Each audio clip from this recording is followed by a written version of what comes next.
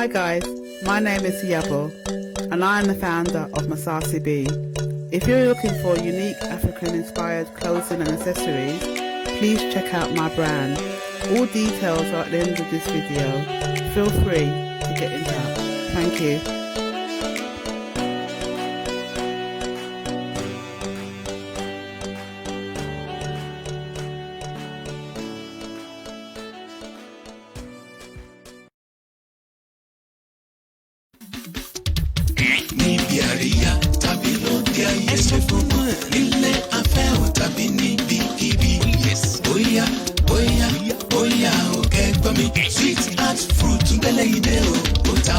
Wow! Here is a good information for everybody. Have the taste of fruit in different form at your parties, event, church program, or social engagement like wedding, birthday, conference in your house, and lots more. Fruit cocktails, fruit arrangement, fruit palm tree, smoothie, fruit basket decoration, fruit kebab, and lots more at Sweet Art Fruit Company. Bẹ́ẹ̀ni, ní gbogbo ibi tí a bá ti ń ṣe àríyá, ìgbéyàwó, ọjọ́ ìbí, àjọ̀dún ilé ìjọsìn, níbi afẹ́ tàbí ibi ìgbádùn àti bẹ́ẹ̀ bẹ́ẹ̀ lọ, ẹ kàn sí Sweet Art Fruit ní èyíkéyìí ohun tí ẹ bá fẹ́ kí wọ́n fi fruit dálẹ́rà fún yín bíi fruit cocktail, fruit arrangement, fruit palm tree, smoothie, fruit basket decoration àti bẹ́ẹ̀ bẹ́ẹ̀ lọ. Níbikíbi tí ẹ bá wà, ẹ lè kàn sí wa lórí ẹ̀rọ ìbánisọ̀rọ̀ yìí 079-442-78530 or follow us on Facebook, Twitter, Instagram, and all social media platforms at Sweet Art Fruit. Oluwaseun Akishoun is the CEO of Sweet Art Fruit. Patronize us at Sweet Art Fruit today. You will be glad you business with us.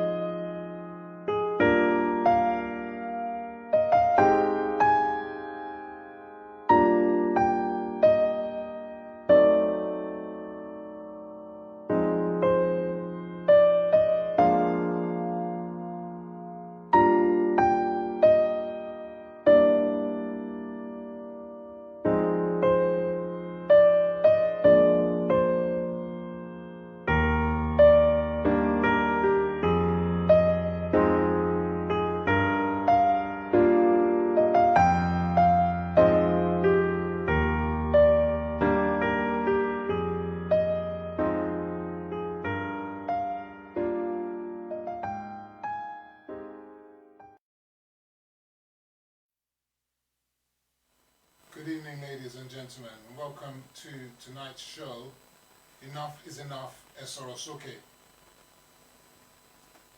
This is a show dedicated to debate and discussions towards a better Nigeria for all of us. Tonight's topic is a nation with oil, but no petroleum. Where did we go wrong, Nigeria? To discuss this topic are my special guests. On this, they're going to be with us via Zoom. And the first guest I would like to introduce is Mr. ADEOYE. Good evening, Mr. ADEOYE. Mr. ADEOYE. Followed by Dr. MAZADU Dada Bako. Good evening, Doctor. Seems that we're having problems with the connection. Can you guys hear me? Hello, can you hear me? Yeah, sure. Good. I want to have introduce Dr. Mr. ADEOYE. Can you hear me? Yes, I can. Yeah, Femi. Yeah, I'm here. Good. Welcome to the show. Thank you. Also, Dr. MAZADU Dada Bako. Yes, I'm here. Also, we have another doctor, Dr. OLUFEMI Oba Karunwi. Yeah, I'm here. Thank you very much. Welcome to the show. And finally, our final guest, Mr. MAZI Obi Okoli. Hi, good evening all. Fantastic, good. So, before we get onto the show, I just want each one of you to go around to just say a little bit about yourself, and then we get on to the meat of the topic. So anyone who wants to contact the show, you can check us on Facebook at SafeOMEGAmedia. You can also call in on WhatsApp number +44 791 809 952, or you can call the other number +44 203 774 7220. I want to start with Oba. Just tell us a little bit about yourself first, quickly. Yeah, Femi, good evening, everybody, and thank you for the other guest. My name is Deacon, a politician, a faith minister, and also an economics by background. Fantastic. Dr. MAZADU Dada Bako, I know you used to work with NNPC, so please tell us a little bit about yourself. Dr. Bako? Good evening, all.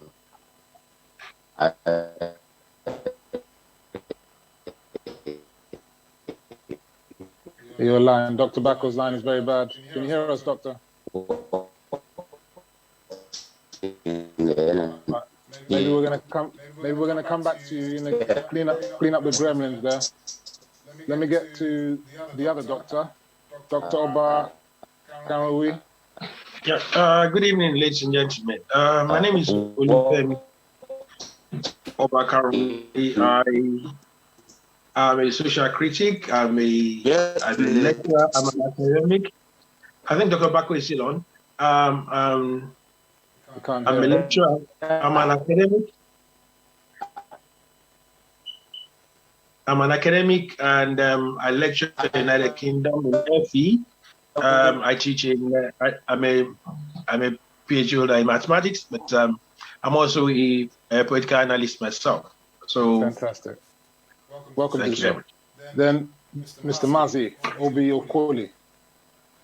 Hi, good evening, audience. I greet you with the sincere greetings of peace. My name is MAZI Okoli. I'm an IT consultant into cybersecurity, a political analyst, and the chief editor of the Periscope News. Thank you. Fantastic. Dr. Bako, can we just hear you? I use your line better now from Nigeria. Yeah. Hello? Good. Yeah, go on. We can hear you now. Okay. Good evening, all. MAZADU Bako. I'm a geologist. I spent almost 3 decades in the oil industry, in the NNPC specifically, upstream sector. So I'm an explorationist. But during the course of all our jobs, we talk about upstream, midstream, and downstream. Yes, we're going to get to that. Fantastic. Nice to hear from you. Now, let's get to the meat of the topic. My first question, how we're going to run this show is we're going to start by discussing the history of Nigeria's oil and gas sector, its refining capacity and continued incapacity to refine petroleum products, and its dependence on imported petroleum. We will take a brief look into the future of this industry and also discuss other elements of our mineral and mining sector. And finally, we'll round up with current affairs. So my first question is going to go to Mr. Obanlewo. You have the dubious honor of having the first question. Some say that the discovery of oil in Nigeria in commercial quantities in the 1950s has been the source of all our problems. Had it been discovered earlier, we might not have gotten our independence in 1960. What are your thoughts on this? Is oil a curse or is it a blessing for Nigerians? I think it's a blessing to Nigeria. It all boils down to systemic failure, and whether oil was discovered before independence or not is not the issue here. The issue is how we manage our affairs and our resources. We know, in simple layman terms, that good leadership or good managerial skills is how you manage your time, your resources, and the people who are meant to, administer these resources, at their disposal. Now, the problem we have in Nigeria boils down to systemic failure and mismanagement. All the things that you would expect in a normal civilized society a democratic society in Nigeria, they're not there anymore. And those are the reasons why we keep having these problems, why people always automatically assume that, had it been, we had this at an earlier stage, things could have been different. That is not the case. That shouldn't be the case. The normal way of thinking in any civilized society should be, when you have the incentive, or you have the certain things which are available at your disposal. It is how you manage those things that makes you, to be a nation that prides itself on what you have available at your disposal. So having oil at our disposal is a blessing, but it's how you manage those resources, through time management, the resources you have, and the people who are actually in a position to manage those resources that you have. So have they done well with those resources then? We haven't done well with those resources. Okay, we'll get on to that part of the question. And that's the reason why we are in a precarious situation. We'll get on to that question later. Let me move the question on to Dr. Bako. You've been in the oil industry. You were a former GM of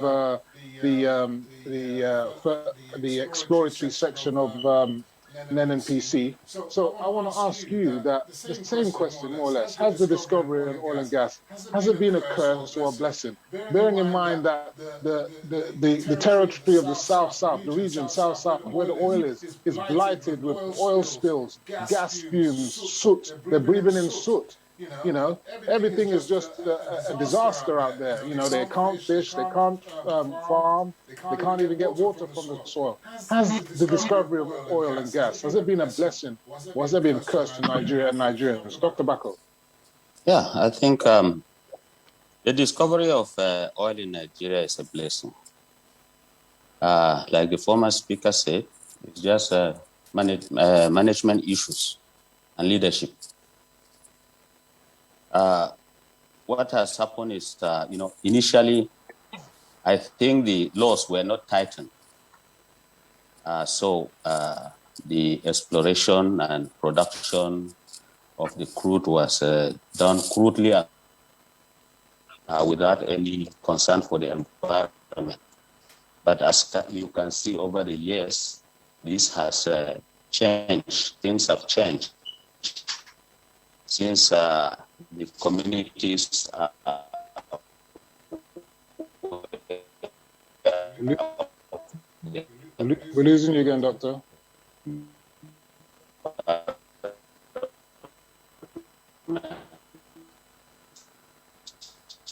Hello, Doctor. Okay, let me move on. Yeah, we're going to have to do something about your line. They have tightened up, and the government has the government is playing. Hello? Yeah, Doctor, let me just cut in there, because we broke you up a bit, we lost you for a bit. You say that the rules that were lax at the onset of the oil industry, and that things are tightening up. But now we've had the lack of PIB bill. That's been going on for a decade, maybe nearly a decade now, and no new PIB bill. That can't be helpful. Well, let me take the next question to the other Dr. Karen Weed. Look, again, the same thing. Is it a blessing or is it a curse, this oil that we have? Many other countries who've got oil, the same oil like we have moved up in leaps and bounds. We are still in a comatose state. Has it been a blessing? Is it a curse? Dr. Karen. Definitely, it's a blessing. Everything good has, even if you have too much water, if you don't manage it well, it can be its advantage. I think definitely it's a blessing. It's just the management of that resources. You can be very, very rich, and if you don't manage that resources, you can become poor. Even you can see in the Bible, the prodigal son had so much wealth, he didn't manage it well, he became poor. So it's just a case of management. When it came, we were not ready for it. It wasn't that it was a curse. But when the resources that from the oil came, we are not ready for it, to the extent that I won't go further into it. When the money came, we were looking like we don't know what to do with the money. We were almost trying to lace the root of Nigeria with money when the money from the oil. Like Gowon said. Yeah, Gowon said. Money We have doesn't know what to do with it. Yeah. Okay. Let me put the question to MAZI Okole, Mr. Okole. Look, are we going to have a full house now of everyone saying it's blessings? Considering Nigeria is the largest economy in Africa, can we honestly say the discovery of oil is a curse? Our economy might not be anywhere had we not discovered oil. The problem, as has been said by the others, is not the discovery of oil, but how best we have utilized this resource and spent the revenues. We haven't spent the revenues well. That's why people are saying it's a curse. MAZI. I think, let me look at this from a different perspective here. When you say blessing or curse, I think the first thing is that the black person, the Africans, have not been able to find ways of managing things that they get freely without so much effort. Now, if you have to build your capacity, your country, from hard work, serious hard work in terms of putting infrastructures in place and building a resounding economy that will be able to benefit the people, you find that you put a lot of thoughts into it, you put a lot of activities, actions, plans, strategies in place. But what has happened is that the oil was just found, there for us to pick, and then we explored the oil. We were not ready, like Dr. Oba said. We were not ready for it. Shell, BP, Ajib, and the rest of them, they came with the terms and conditions, the very little things that we never knew about. They were exploring the oil, and Nigeria felt, okay, we have a lot of money to spend. So we did not work for it. We just found it by natural justice of God's mercy upon us. So the tendency for you to mismanage something you have not labored for, it's always there in humanity. Everything you get freely, you kind of tend to mismanage. Then you can then talk about the systemic failure of all the governments that have been in Nigeria. There has been a systemic failure. So irrespective of what, the good things that you have, once you have systemic failures in every aspect of life, definitely everything becomes a cause. Even your population can become a cause.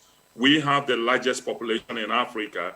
With the intelligence, with the technology, with the capacity that we are supposed to build for Africa, should we be suffering today with the human capital that we have?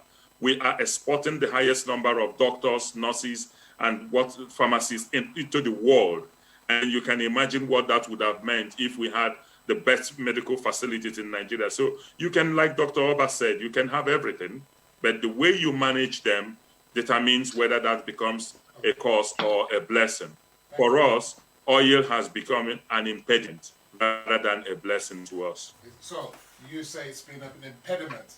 So at least we've got 1 out of 4 who thinks that it's actually been an impediment more so than a complete blessing. Okay, I want to go back to Dr. Bako now. Dr. Bako, you spent time in the Frontier Exploration Service. So being in that service, you know about the upstream sector of the oil and gas sector. So how successful has Nigeria been in managing and developing our upstream oil and gas sector? Mr. Femi. Yes? Hello? Hello, can you hear me? Can you guys hear me? Yes, we can. Okay, Doctor Bako, are you back with us? Dr. Bako? We've lost. It seems like we've lost Dr. Bako. Let me put this question to Dr. Kanwi until we can get Doctor back. Doctor, when you're live, let us know. Can you hear us, Oba? Can you hear me? Oba, can you hear me? Yeah, I can hear you. Yeah, okay, Doctor. I want to ask you this question. How successful has Nigeria been in managing and developing our upstream oil and gas sectors, which are dominated by the multinational oil companies? Where is NNPC today when compared with Petronas? Yes. Doctor, is that Dr. Bako? Yes, Yeah, you're more clearer now. I don't know what you've done, but I was saying that you were part, I want to get back to you because you worked in NNPC and you worked in the Frontier Exploration Service. How successful has Nigeria been in managing and developing our upstream and oil and gas sectors, which are dominated by the multinational oil companies? Where is NNPC today when compared with Petrobras, Petronas, Saudi Aramco, China's National Petroleum Corporation, all of which are formerly state-owned enterprises? What is happening in the oil and gas sector, upstream? Dr. Bako. Yeah, I think NNPC actually is, what NNPC does is to manage government investment while the IOCs are the operators. And like we said initially, some of these things, they are governed by some rules. We have the joint venture, which is governed by some rules. And some of the terms there were signed long time ago. They're not due for change? Yeah, they've been due for change for a long time. But the processes for the change is the issue. Because, like we said, the leadership. You need the leadership to take a stand that, look, it's time we need to change some of these things.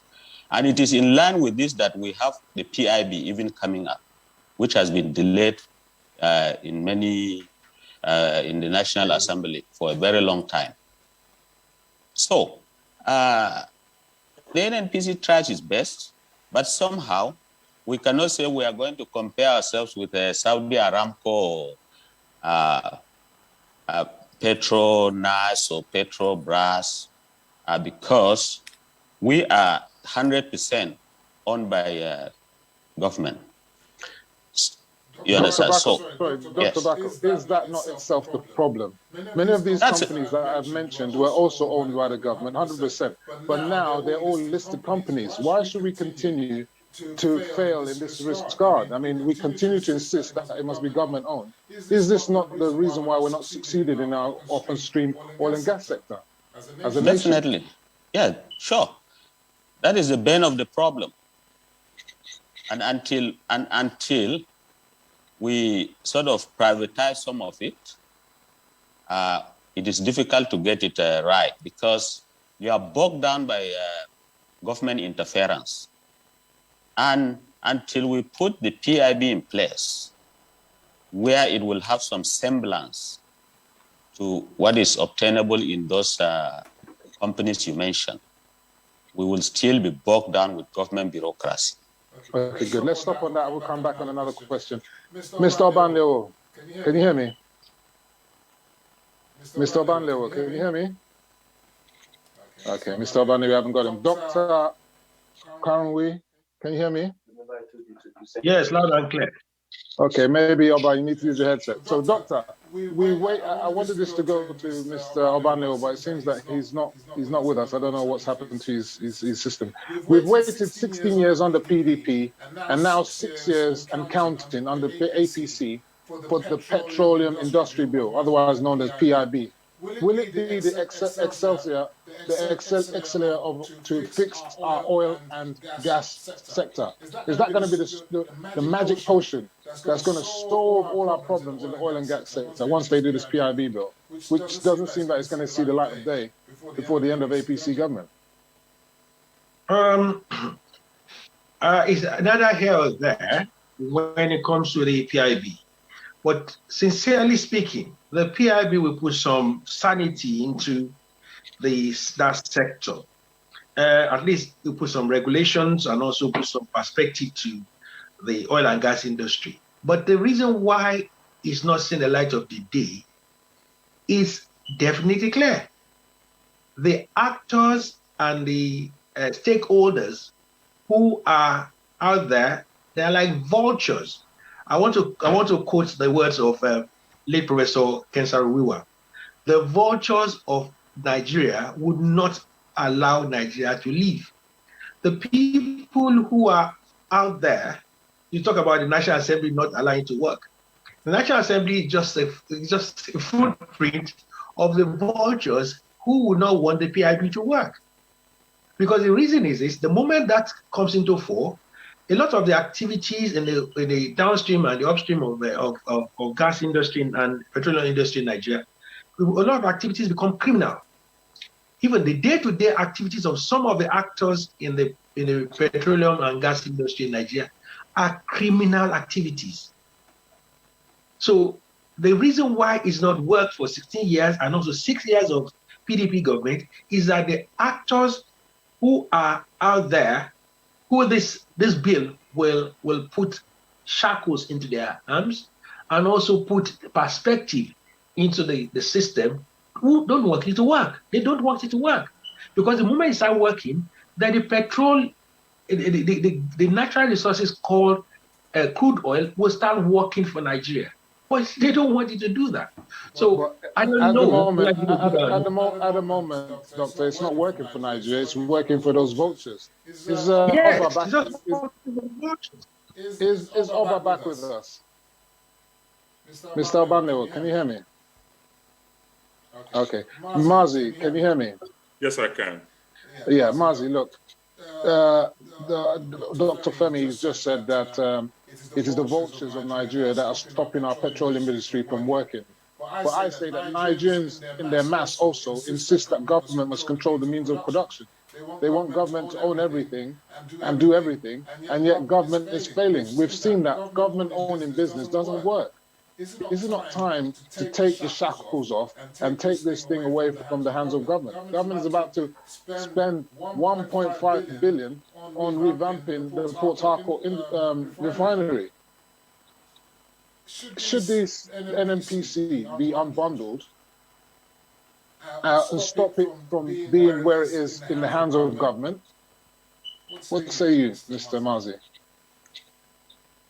Femi, let me be honest here. I think I don't know why Nigerians truly believe the politicians, and when they come with their political gimmicks and we all fall for it, I think what they tend to do is to give us something to discuss, something to talk about, and then keep us busy quarreling between ourselves, who is PDP and who is APC and all that.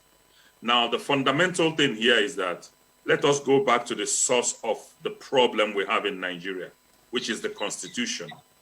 This Constitution that we operate, this fraudulent Constitution that we operate, has a kind of impetus to the government with how many, over 18 to 20-something items on the exclusive list.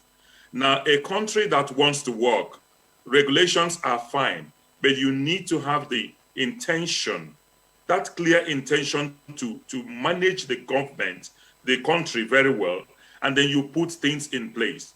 Nigeria is a society where when you want to bring something good that can help the country, the people who are benefiting, rightly referred to the vultures, will never allow you bring that in to make the country work.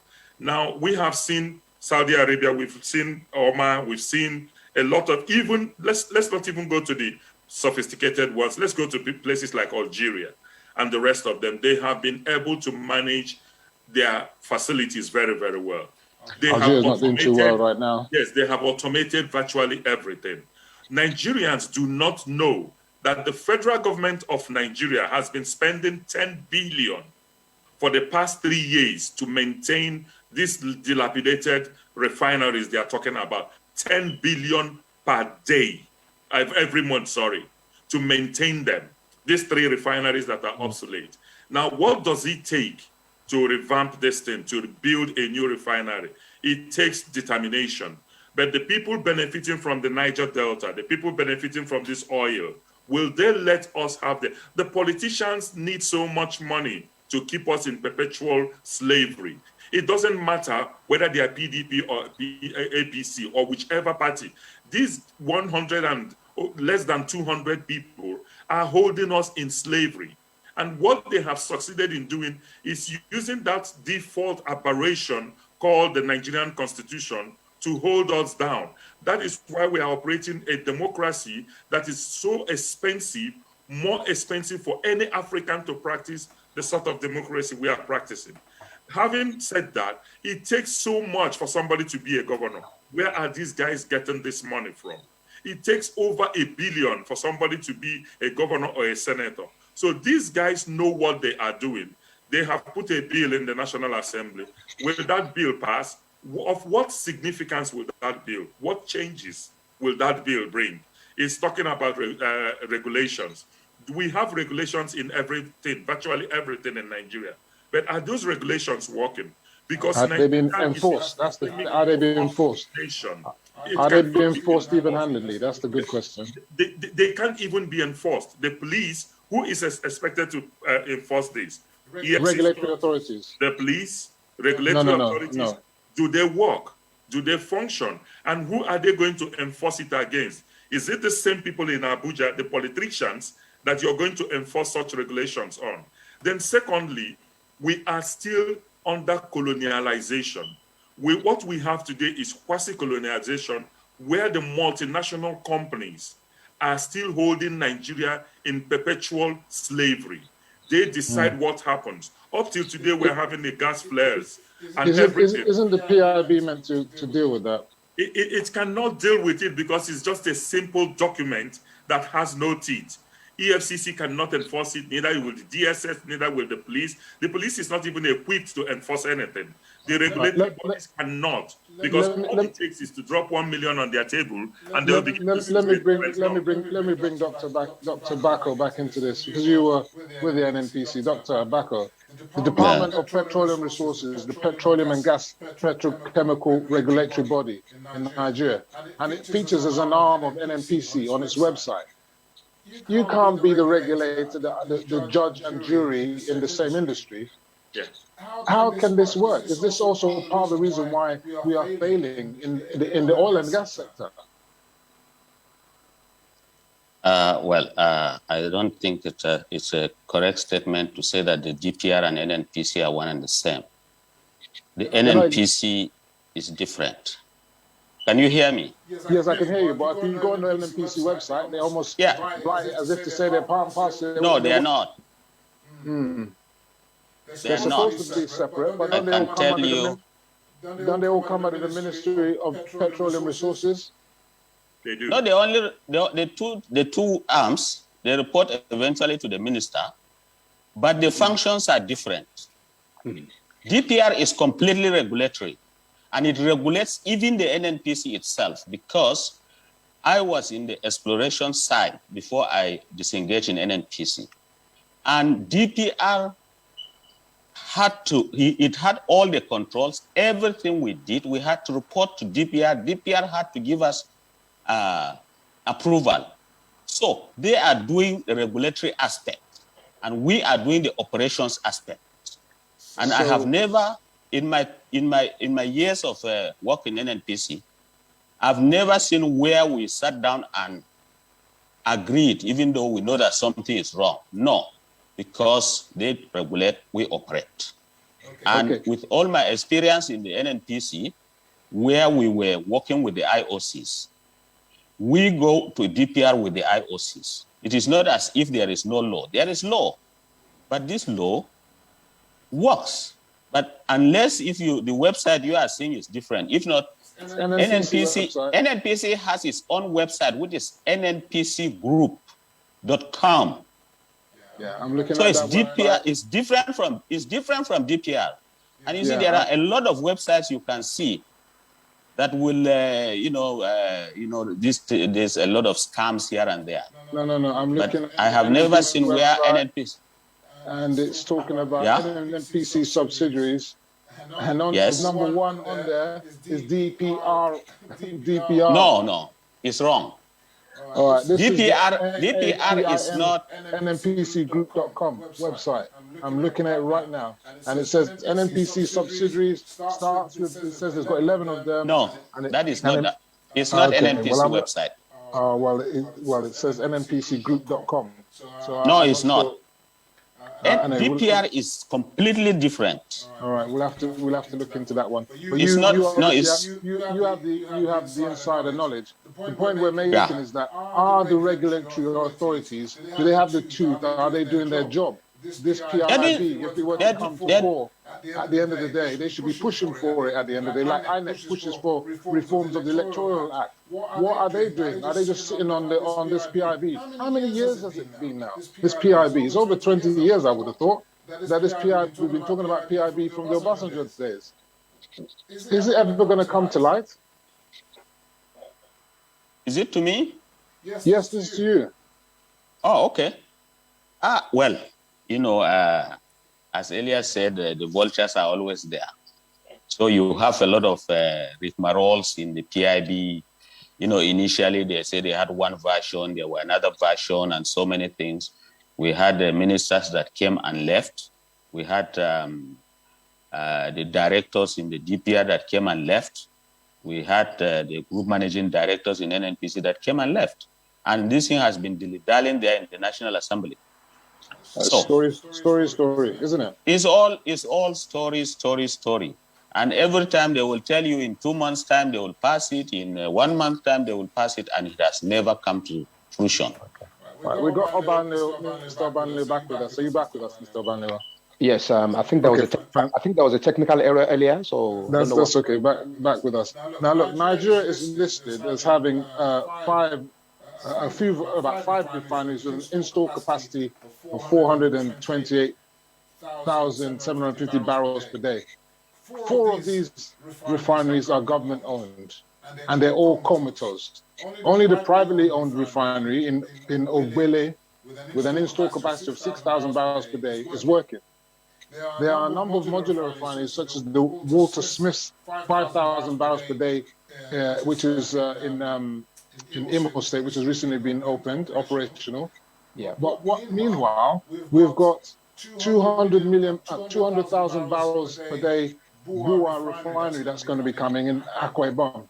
And we've got the gigantic 650,000 barrels per day Dangote refinery in Lekki. Lekki, yeah. Is refining in Nigeria without full deregulation possible? Really? Can you have proper refining without full deregulation? I think that is virtually, without deregulation, I think proper refining in Nigeria is actually going to be virtually impossible, because if you look at the refineries we have in Nigeria, at the moment, none of them are actually, functioning properly. Now, what we are now faced with is most of the refineries that we have in our country, which are not working. We now have refineries, being built in other West African countries. So now our oil is being taken to these countries, refined in other West African countries, and now brought back to Nigeria. That should not be the case. You see, now we are plagued with a dilemma, whereby if we don't take cognizance of all these problems by actually having the right mechanism, the right impetus, the same problem is going to keep happening. Now, the issue of refineries is based on the fact that we need these refineries to be up and running before we can get our products out in the market. Without proper refineries in place, which are functioning, which are for adequate and up to the expectation that you would expect in a civilized country like Nigeria, then the problem we have is all the things that we would expect in terms of building a sustainable economy, building a sustainable economy that is fit for 21st century, will become a thing that will always be marginalized as a result of this ineptitude in the quality of services that we're getting. That's the problem we are facing now. Yeah, but Oba, look, the thing I'm just driving at is that if we are going to continue to be selling petroleum refined products below cost price, below the cost price, anyone refining in Nigeria, if they have to be subject to that, can't be selling any oil, any petroleum products in Nigeria. The only reason why Dangote's refinery is going to is going to work is because he's in a free trade zone. So essentially, it's like Nigeria will be importing the petroleum products from Dangote's refinery in Nigeria. So that's what's going to happen. Yeah, that's what I'm saying, Femi. That shouldn't be the case. When we have refineries that are working, that are fit for purpose, we shouldn't need to import, to any other part of Africa or any other region. Okay. So let me take the next question to Dr. Kanwe. Doctor, with all the activities in the private downstream sector that will see our installed refining capacity reach approximately 1 million barrels per day, what is the rationale behind government sinking another 1.5 billion to revamp the Port Harcourt refinery at the time government has revenue and cash crisis? The Petroleum and Resources Minister of State, that's Timpuri Silva, he says that the government is only going to contribute 800 million to of that 1.5 billion, and the rest is going to come from NNPC itself and also from Afri-Exim Bank. What is the point? I mean, like I said, the capacity is going to be nearly up to at 650, then nearly 800 million barrels per day. What is the point of fixing the government one? Everything government never works. Yeah. Thank you very much, Femi. Let me just give you a picture of what we're talking about here, the refinery in Port Harcourt.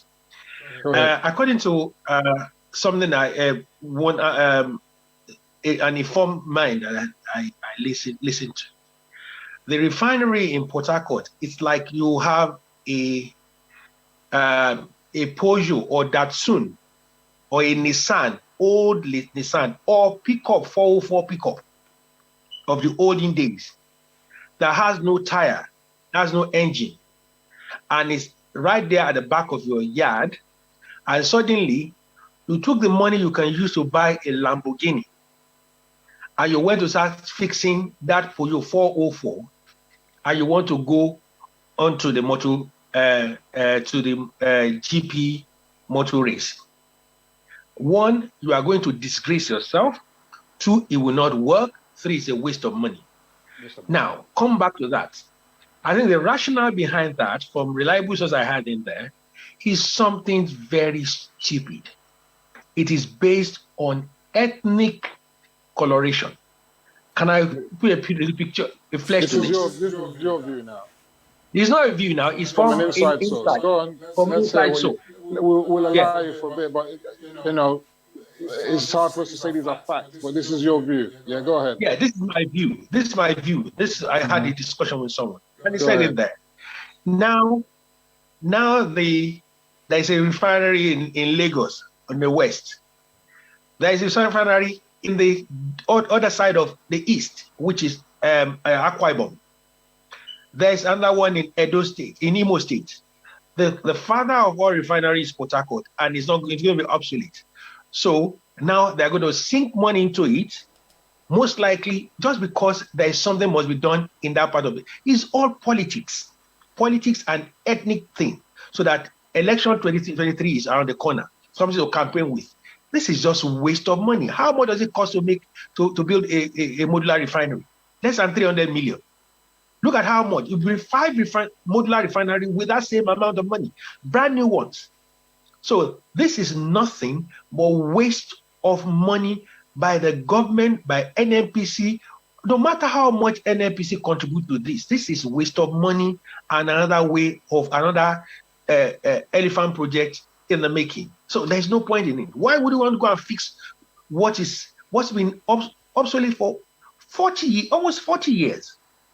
NNPC building. Okay, let me go to Mazi. Let me bring you on this same point. Look, the people are saying you're throwing good money after bad on this whole refinery refurbishment thing. But at the same time, the people are saying that we can't have government not owning any refineries. What is your view? Isn't it better for government to have sold that refinery and allow the private sector to pump that money in and then get its money from the taxes and royalties thereafter, rather than sinking money into something that there's no guarantee that it's going to be successful. Everything government does always fails. Mazi, what do you say? Mr. Okoli? Femi, to be very honest, Bob Marley said that until the philosophy which holds one race superior and another one inferior is finally and permanently discredited, I think there is a cat and mouse thing going on in Nigeria where these guys are playing us, are using us as pawns on their chess political game. Dr. Olufemi captured it perfectly. It's an technical correlation being given to this whole venture. First of all, for the past 3 years, Nigeria has been spending 10 billion per month for these obsolete refineries to maintain them, whatever that maintaining means in quotes. Now they are asking to borrow 1 point something billion, and they want to pay back this 1 point something billion, 1.5 billion in 7 years. And how they intend to pay that back is by oil delivery, and then they sell oil and then should be able, call it trade by barter, basically. Now, Nigeria cannot get this loan because of low interest. Our low credit. Apparently, the loan has already been agreed. But our credit, Africa Exim Bank has already agreed. Yes. Bank will agree. They want to pay it back in 7 years. The terms and conditions, Nigeria has a low credit. On top of that, Nigeria is a high-risk area to borrow money into. So if Exim Bank is even going to accept to loan that loan, at what credit, at what percentage is Nigeria going to loan that money from? And then, like Dr. Olufemi said, why build something that is completely obsolete? Femi, all of us are, I am an IT, apart from being an IT consultant, I have managed projects. When I mean multi-million projects, I was part of the Olympic Delivery Authority. I have managed companies, right? Projects in companies. Now, how do you, what we have now is what we call waterfall projects in Nigeria, where people have moved to the agile way of doing things. Something that is obsolete, you discard it, you sell off the metal, you build something new that is up to scratch. You cannot refurbish that Port Harcourt refinery to get it to the modern 2021 or even 2020 level of the sort of modular refineries that you have everywhere in the world. Even you can get this thing from Canada. Mr. Okoli, just to intercede, someone in NNPC also, it's been reports have been out there that in order to build the new refinery is going to cost in the region of $12 billion. The Dangote refinery, the refinery aspect of it is already $10 billion. So where is the money to build this new refinery going to come from the government? There is no money. They are going to continue borrowing. And as far as I'm concerned, Nigerians can allow themselves to be deceived. This is all towards 2023 election. They will get this money. This money will be filtered away the same way all the loans they have borrowed have filtered away. We saw the railways. Listen, Femi, we've come this way. What we need in that country is a tabula rasa. Go back to the 1999 Constitution, tear this Constitution down, remove a lot of power from the central government, allow the regions to build their capacity to function for us to move this nation forward. We'll get on to all this fundamental mathematics and deceit that the political class is building is only to give us the intellectual something to talk about. Mr. Okoli, look, honest truth. We're going to get onto that restructuring bit later on, but we're going to go on a break shortly. But before I go, I wanted to just say to you that you said that it's likely that this is all political maneuvering and that the money is likely to be coming for elections. Apparently, it's going to be transparent. Everything's going to be out there. We're going to see what it is. They say it's going to be done in 3 phases, and the first phase is going to be done within 18 months. So that means that before the 2023 elections, the first phase should have been completed, and it should reach 90% production capacity. So that should be almost like a manifesto for APC. Failure to deliver this refinery in 18 months will have bad woes in the election. We're going to come back after this short break. Thank you. Hi guys, my name is Yabo and I am the founder of MAZI. If you're looking for unique African-inspired clothing and accessories, please check out my brand. All details are at the end of this video. Feel free to get in touch.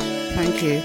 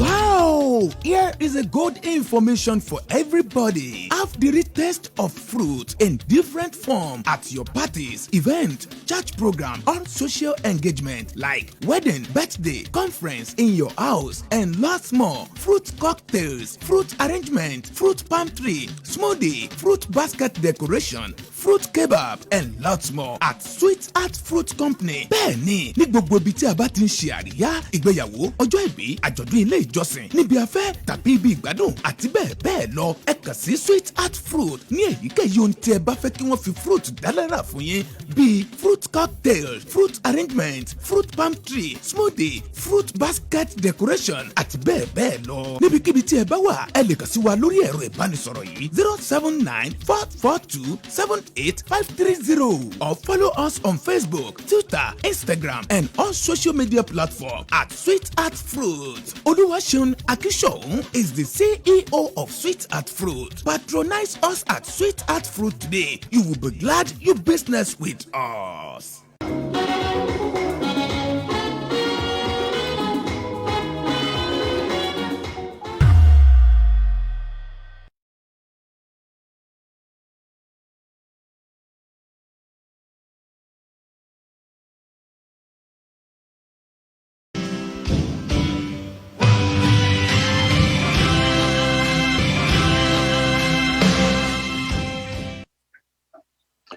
Welcome back, ladies and gentlemen, to Enough is Enough at SORO SOKE. Your host, FEMI OKE, on the scene. With my guests, they're still there. We have Dr. Bako. Hello. Nice to see you. Mr. Obanewo. My player. Dr. Kunwi. Kanwi, you still there? Dr. Kanwi? Okay, and Mr. Yes, Mazi. still there. Okay, you're still here. Great. And Mr. Mazi Okole, you there? Yes, I am. Good, fantastic. We're talking about the oil and gas sector in Nigeria and why it's failing the nation. We ask the same simple question that a nation with oil but cannot produce any petroleum products, where have we gone wrong? And our guests have given us many reasons where we went wrong. Oil apparently is a blessing, but it's the mismanagement of that resource that is being putting us down. So we're now actually going on to discuss about the downstream sector and what's happening there. Now, this question is to Dr. Bako. I know you were in the upstream sector, but I want to talk about downstream sector now. We say that the downstream sector, we've more or less concluded that it cannot succeed without full deregulation.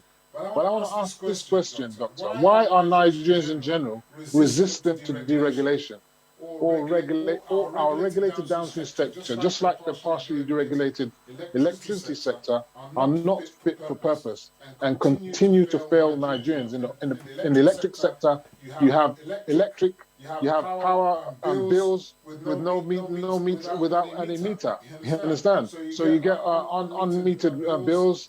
They just make up the bills anyhow they like. This is not right, is it? Again, we're in a situation where Nigerians insist that there should be no subsidies, and then on the other hand, they insist that they don't want to pay the right price for petroleum. Petroleum products the world round are going up, so Nigeria is now having to subsidize. Although the government is not admitting it, we are actually subsidizing petroleum. We don't have the cash resource to continue to do this. When is it only when Dangote refinery comes that we will finally deregulate? Is that when it's going to happen? My question to you now is that, it's a chicken and egg situation. People will say, supply electricity first, then we'll pay the right price. What are we going to do about paying the right price for petroleum products? Our next door neighbors in Benin Republic, Togo, Ghana, they pay the proper price. Niger, they pay the proper price.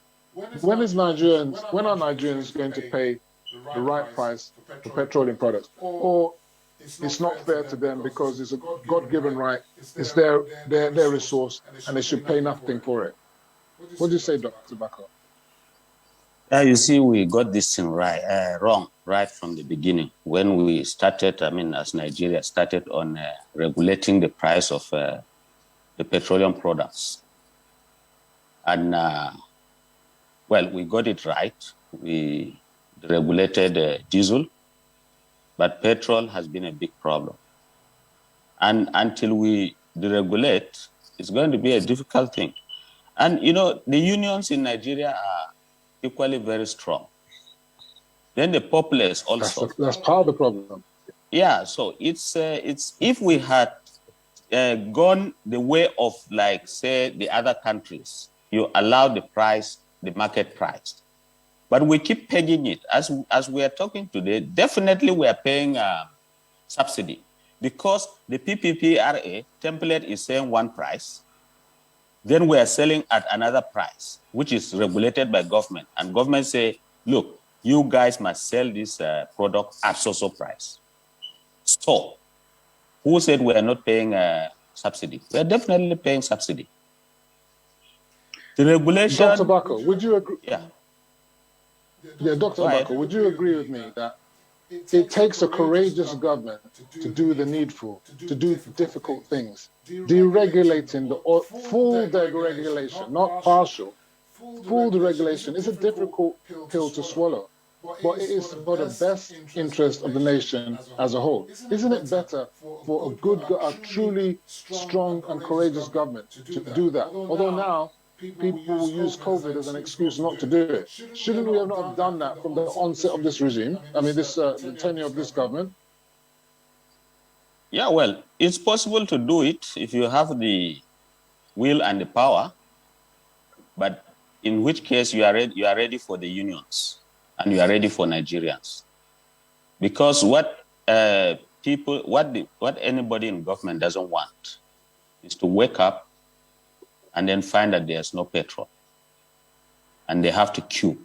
So this, at the slightest change in price, even the mere mentioning of price, the next day you find in Nigeria there are fuel queues. And it is the fuel queue, and I think the government is trying to avoid. So taking that draconian decision that, look, subsidy gone, sell this product at market price, and then maybe DPR will regulate the price so that there won't be profit racketeering. So it's really a difficult thing in our situation, especially in political era. Certain things can be achieved in certain government, but not in when it is a democracy, especially in Nigeria today. Okay. I want to put this question to Dr. can we? We're in a situation now where everything is just a mess in our oil and gas industry at the moment. You've got this behemoth, uncontrollable monster that needs to be unbundled. When are we going to truly unbundle the NNPC? Is that not also overdue? Is that not something that a strong government should do?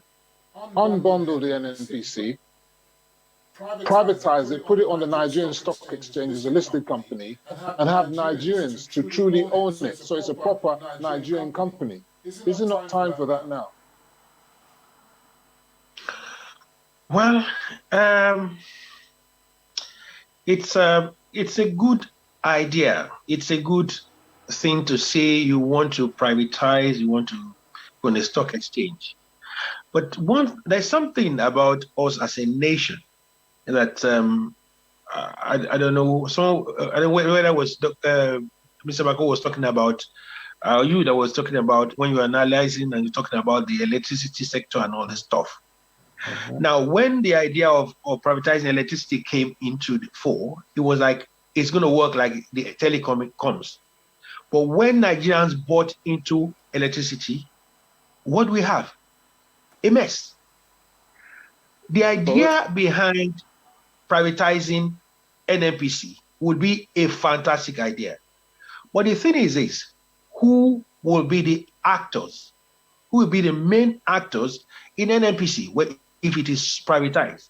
It will be the same vultures that will come into fore. Doctor, my point is it shouldn't be the same sort of privatization as we've had in previous governments, which is privatization to their friends and cronies. We're talking about a transparent privatization, which involves listing the company on the Nigerian Stock Exchange, giving Nigerians the first right to be owners of the company, so that all Nigerians can have shares in it.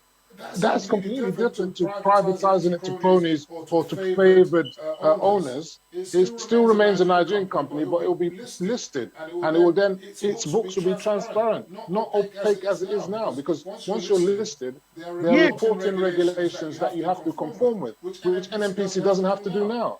Is it not time that government moves forward? It talks about transparency, it talks about equality, it talks about openness and accountability. Is it not time for them to do this? There's no point saying it's commercialized. Commercialization without transparency is zero. What do you say to that? Yes, Femi, it's a good. I tell you, sometimes when we talk about Nigerian, and we are very peculiar people. Now, I tell you, corruption in Nigeria. A lot of people talk about corruption in Nigeria. Corruption to a lot of people means not a different thing. If I am corrupt to my friend, it is connection. If I'm corrupt to somebody that doesn't know me, it's corruption. If we want to put this in a stock exchange, before you know it, this will go in the until we are determined to do this. A strong government, we need a very strong government that will put this in place. Where are all the companies that were privatized under the previous government? Where are those companies? They have been scrapped, they have been pieces, and they have been sold off, and all those companies have closed down. So how are we sure the privatization, even the listing on the stock exchange, will be done with transparency? How are we sure about that?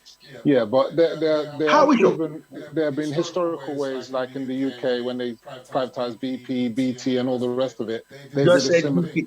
You said UK.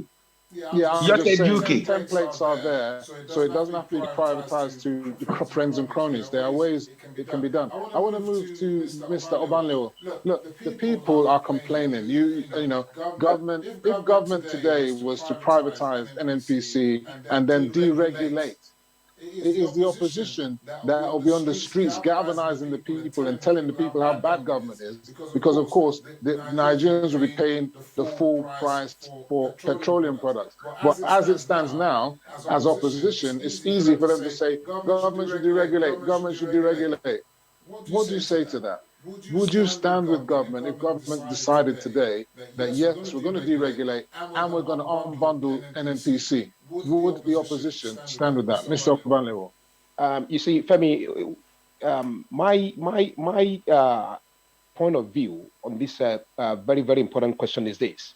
When it comes to cogent decision making that has to do with the livelihood of our citizens, then bipartisan agreement needs to be in place.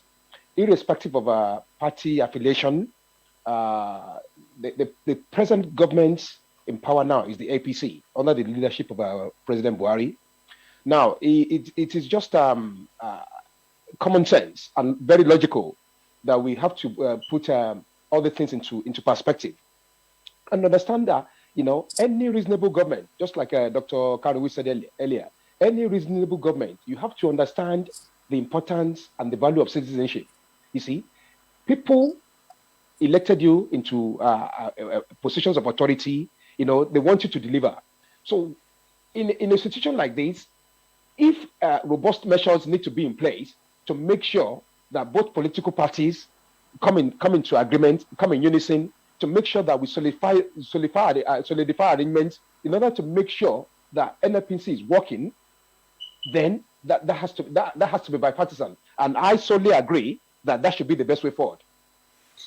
Yeah, Mr. Banley, we live in a polarized Nigeria where our opposition and the government, they always want to be poles apart. So whatever APC says, PDP want to say the opposite. So even though joining together for something constructive like this would be the right thing for Nigeria, I haven't seen many bipartisan legislation in our National Assembly. I want to move the question on to Mr. Okoli.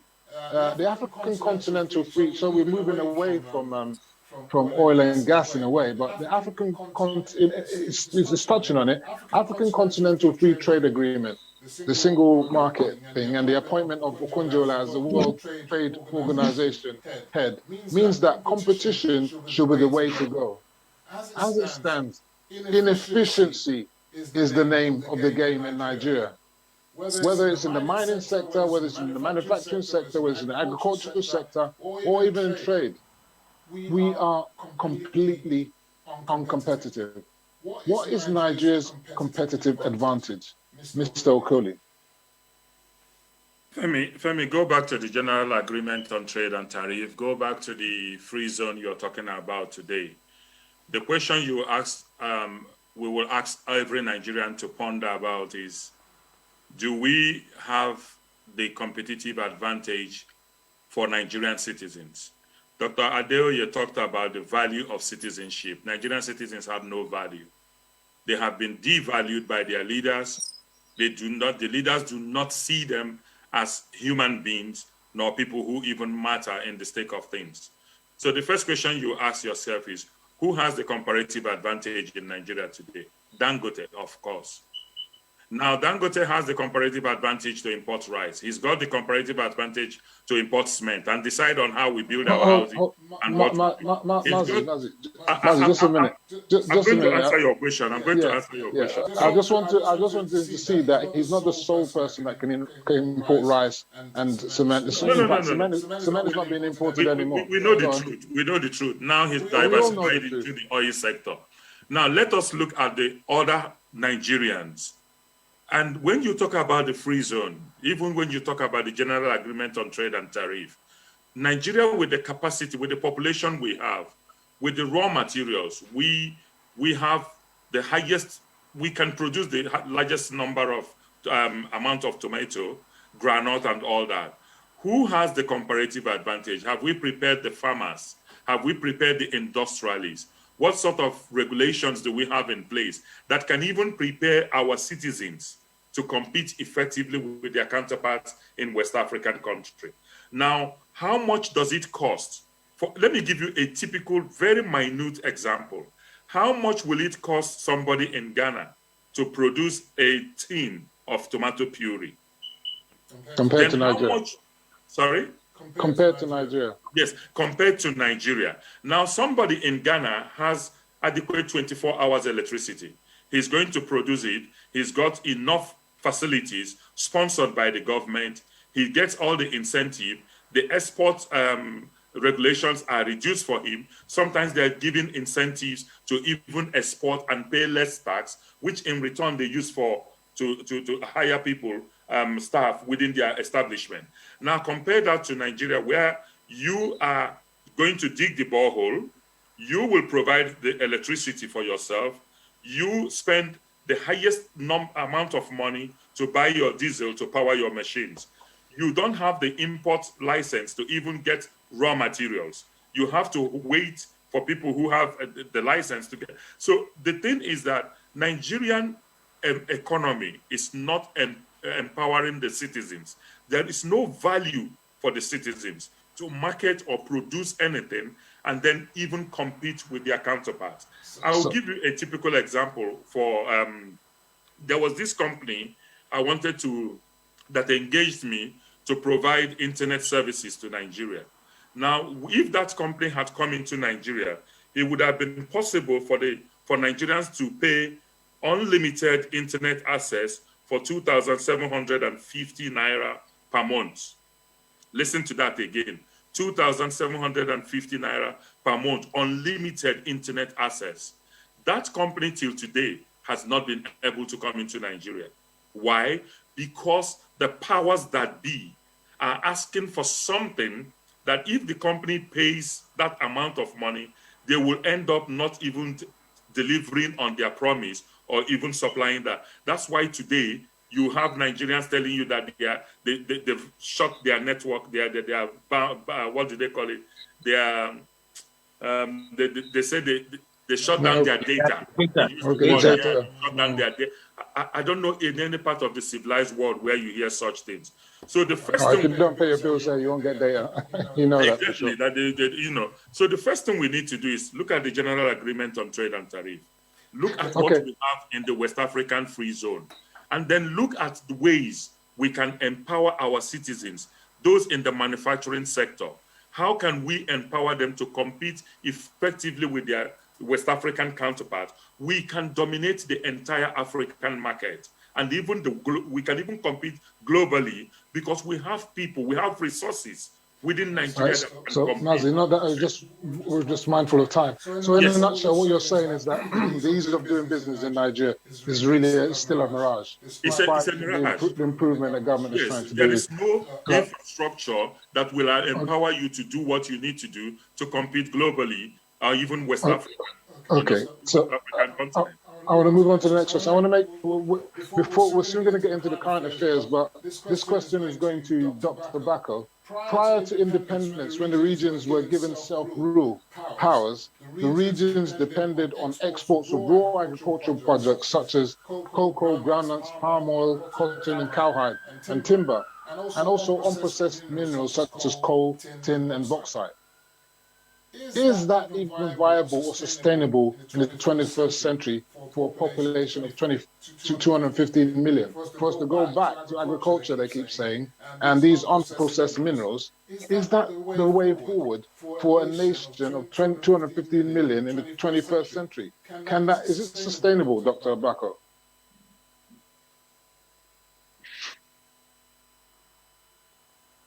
Dr. Bako, can you hear me? He's on mute. Dr. Bako, can you hear me? Yes, I can hear you. Did you hear the question? I muted before. Okay, I'm okay. I had a question. Okay, go ahead. What's your answer? Yeah, what I'm saying is that, yes, we have the solid minerals in abundance in Nigeria. That sector is not organized or not properly organized, so to speak. But I hope you have heard about the Dutch disease. Yes. Whereby we have laid a lot of emphasis on the natural resources like oil. And then that is against manufacturing and agriculture. So we kill those sectors. Yes, we kill those sectors. And every day, all we want to know is what's the price of oil? How much how much barrels did we produce? Yeah, but Doctor, what I'm suggesting, sorry to cut you in, Doctor. What I'm suggesting to you is that an agro-based economy for 215 million people is unsustainable, because what killed our cocoa and our groundnuts and our palm oil, what actually killed it, if we look deeply into it, excess supply, control of the prices by the end consumer in the West, giving us low prices. If you increase the supply, it's just going to reduce the price of the product. So we can't survive on agricultural products. And then if you're just exporting raw products, not processed products, that's also another waste of time. Of course. At this stage, in 21st century, we shouldn't be talking about agriculture. We should be talking about technology. We should be talking about manufacturing. We should be talking about skills and services. Isn't that all a nation that is want to be progressive in the 21st century should be talking about? And that's why we talk about inept leadership for 60 years, still harping to Independence Day's agriculture and pyramids of groundnut, which are never going to come back. I want to put this question again. Sorry, Dr. Bako, I'll come back to you. Dr. Karen, what do you say? Thank you very much. The age of pyramid of a cuckoo, what do you call it? The pyramids. That era is gone. That is why some people are about this. We're going to go into secession. We have our cocoa back. Where is the cocoa? The people can plant cocoa inside a compound. Technology has gone beyond that. We should be talking about technology to plant cocoa that will grow in 6 months and ready to harvest. We're not talking about it. We're talking about things that happen when we're just 69 million. We're talking about when we had 69 million population. We're talking about 200 million. Where are you going to plant that? Where the cocoa plantation now? They've turned them into estates now. Now, I think we are in a kind of era. If you're talking about agro economy, yeah, it is possible for us to go there, but there is technology to make that happen. Is right here and now. Recently, I saw a professor. I was watching on something on social media. The man was planting yams in bags, bako bags, in his compound, and in 8 to 12 weeks, the yams are ready to harvest. Meanwhile, the yam you plant in the field take months to harvest, and it told us what you need to do that. In between 8 to 12 weeks, the yams are ready to harvest. That is technology. That's what we should be investing on. That's what we'll be looking into. And that is where we should be going into, instead of looking at what's the price of oil. Doctor, you are a proponent of APC, a backer, just like myself. Government keeps talking about going back to agriculture, the good old days. Is this not the wrong message for 21st century Nigeria? Of course, I believe in agriculture in the sense that to avoid the importation of agricultural products and stuff like that, and other products that can be used in industry, agro products, to make them locally, the inputs. That makes sense. Import substitution, if you like. But to say that we're going to use agriculture as the basis of export to grow the economy, that's a fallacy, isn't it, really? Femi, I tend to disagree. Go, Mazi. I want to hear you out. Go on, Mazi. Why I tend to disagree with that is it's open forum now. Anyone can come in now. Yes. Okay. Look at this in a pragmatic way. Think about groundnut, just groundnut, and then you ask yourself, how many byproducts can we get from groundnut? Then you move to tomato. Think about tomato. How many byproducts we can have export to foreign countries? Think about the cocoa. You're talking about process. Remember, I talked about I'm talking about the process. I think what we need to, when the government, what I understand when the government or previous government or the present government is talking about going back to agriculture, we need to create the capacity to begin to process the raw materials, the things that we have in our country, preparing them for export. But the impediments, which are the electricity and having the adequate industry. But for God's sake, we can still create jobs, but if we go through processing, what Dr. Olufemi referred to, the agro-led industry, we can do that. Tomato alone can empower. I was opportune to visit one of the tomato factories in Spain, and for God's sake, if you see the factory alone, they produce tomato juice, they have tomato puree. They have over 13 different products from just that simple tomato you see. and they export it UK-wide, Europe-wide, and all over the world. And we are, in terms of employment, they had 7,321 people employed in that factory alone. So Dr. Okoli, Mr. Okoli, sorry, Ambassador Okoli, you said earlier that we're inefficient in Nigeria. How are we going to compete with the likes of Spain and all those other smaller nations producing the product more competitively without power, without road infrastructure, without technology? How is it going to happen without the factories to do the processing? Yes, if you recall, I took you back to the fundamental problem we have in Nigeria. Let us go back to the 1979 Constitution. If we want Nigeria to work, we need to go back to that 1999 Constitution, bring down that Constitution and empower the regions to make Nigeria competitive. We all are losing Nigeria as we speak. Nigeria is becoming a failed state in everything. And these things can work because we are a people who are more unique to our own tribal hegemonies and modalities. So what we have in Nigeria is that the Nigerians think first of their ethnicity before they think of Nigeria. And who has made this possible? The politicians. They've rode on this since 1960. And the Nigerian mentality needs to change.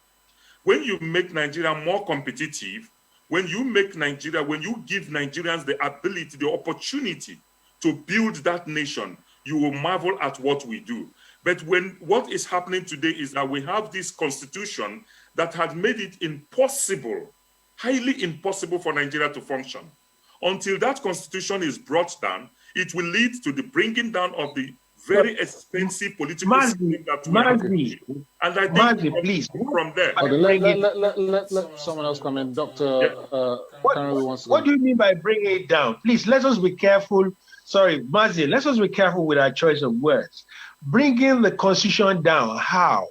Are we talking about amending the constitution or leaving a country without a constitution or having a constitutional conference? Or what method do you mean by bringing the constitution down? Let me come in, Doctor. I understand what you're saying, but I want to bring this question out, and maybe Mr. Obanlewa could come into this the point about the constitutionality. Now, we say that we've talked about oil and gas, we've mentioned a bit about agriculture now. I want to go back to other minerals. What are we to talk about the other minerals? Are they not as important as oil and gas as well? We've got gold, we've got granite, we've got iron ore, we've got coal, we've got bauxite, feldspar, limestone, the little lead, the list goes on and on. Why have we continued to ignore the solid mining sector? Can the federal government share exclusivity list? You know, the exclusivity list, the restructuring that we're talking about, the constitutionality. Can it share that list with the states by executive order to avoid the rigmarole of constitutional amendment, which will require 2/3 of the National Assembly and another 2/3 of the State House of Assemblies? Can this not be done by executive order? I am the president, and I say that I've issued this order to say we're going to share the exclusivity list and these products with the states. Is that not something that a president can do in modern day Nigeria? Well, you see, Femi, you know, we need to say that the president's too powerful. No, in our own case, unfortunately, in Nigeria, we only have a president that is actually in office and not in power. You see, because it's two different things, you know. So when you are just in office and you just fold your arms and see events happening, unfolding in your presence, without you, you know, finding meaningful solutions to these problems, then people begin to, you know, question the reason why you are there in the first instance. Now, you see, United States of America, you know, they understand the business of governance more than any other country in the world, and they understand the point I made earlier, which is, you know, when you understand the business of governance, you will appreciate and value citizenship. Yes. Now, you see,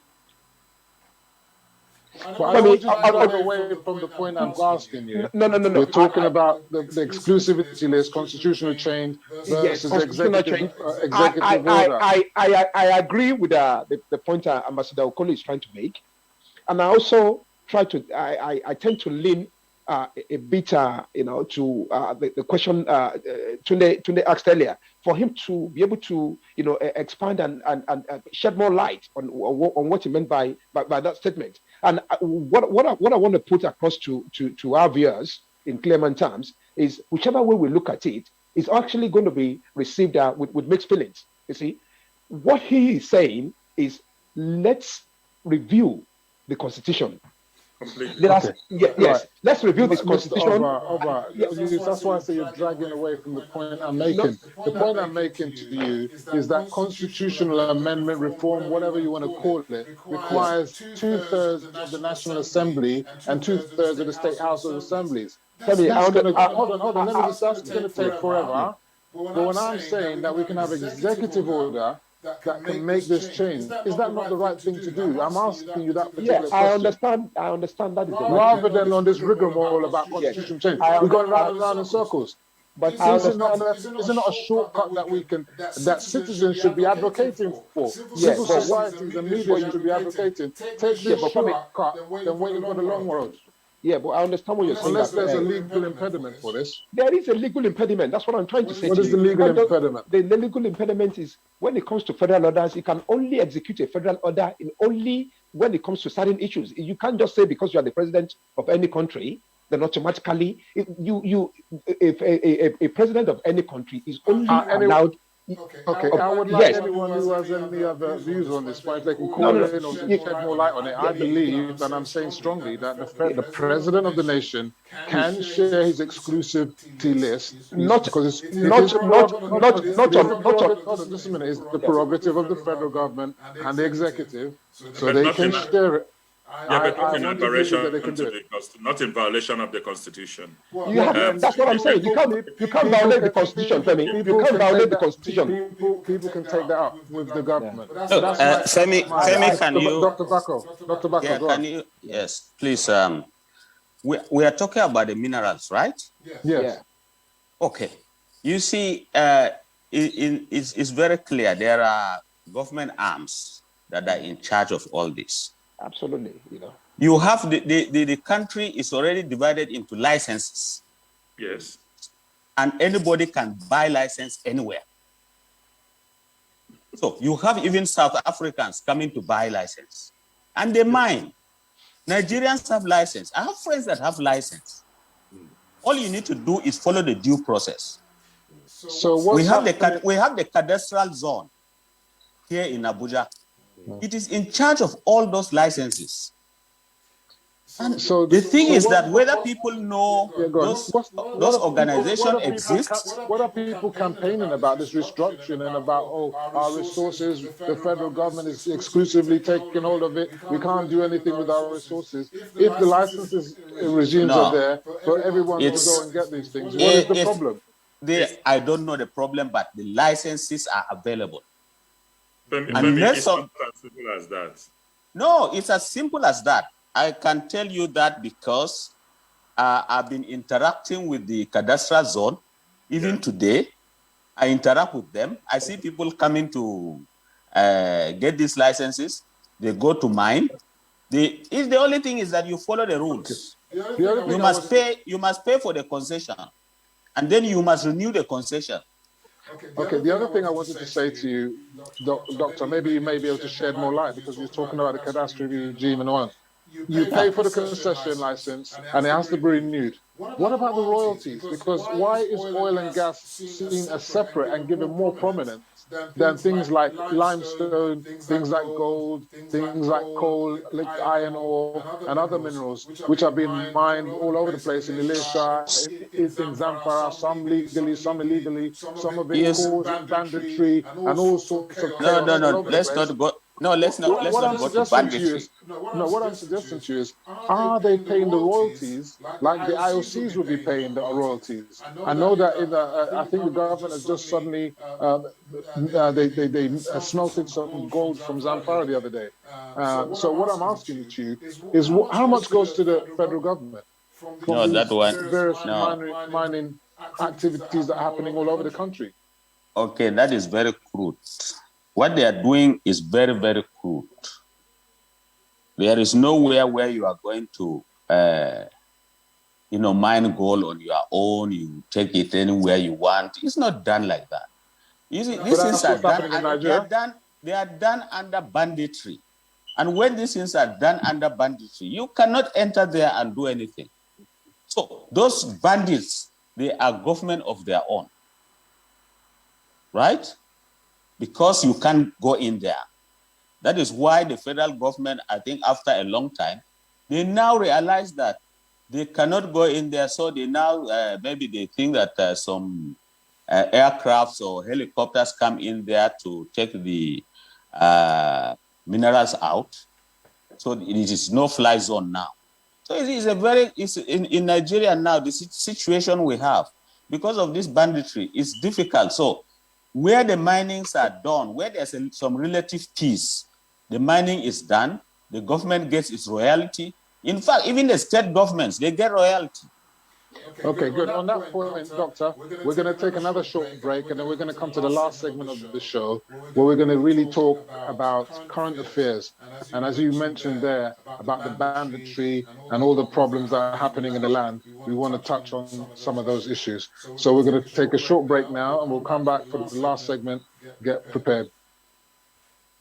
Thank you. Over and out.